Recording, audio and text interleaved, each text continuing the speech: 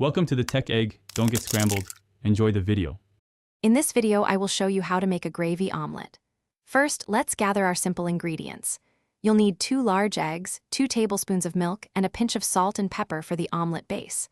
For the star of the show, have about 1/4 cup of your favorite gravy, gently warmed. Don't forget 1 tablespoon of butter or oil for cooking, and your trusty nonstick pan, whisk, and spatula. This easy method will have you enjoying a delicious meal in no time. Now, let's prepare our omelet base. Crack 2 large eggs into a bowl, then add 2 tablespoons of milk, a pinch of salt, and a dash of pepper. Whisk these ingredients together vigorously for about 30 seconds until the mixture is light and slightly frothy. Next, melt 1 tablespoon of butter or oil in a non-stick pan over medium heat. Once the butter is shimmering, pour in your egg mixture, gently swirling to ensure an even coating across the pan's bottom. This creates the perfect foundation.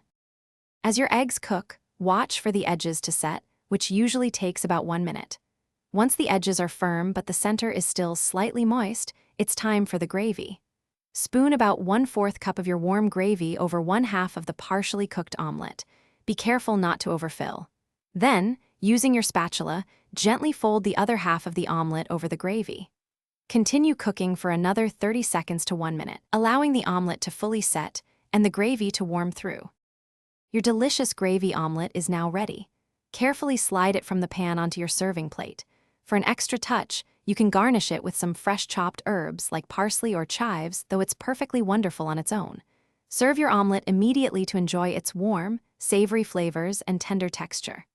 This easy method provides a satisfying and flavorful meal, perfect for breakfast, brunch, or a light dinner.